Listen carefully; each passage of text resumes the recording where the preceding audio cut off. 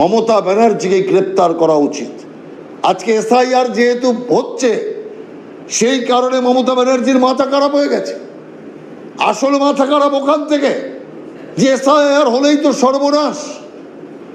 এসআইআরে যে সমস্ত নাম ভোটার লিস্টে জাল নামগুলোকে সংরক্ষিত করে রেখেছিল, সেই জাল নাম যদি ইলেকশন কমিশন বাদ দিয়ে দেয়, তাহলে তৃণমূল কংগ্রেসের বিপর্যয় কেউ আটকাতে পারবে না।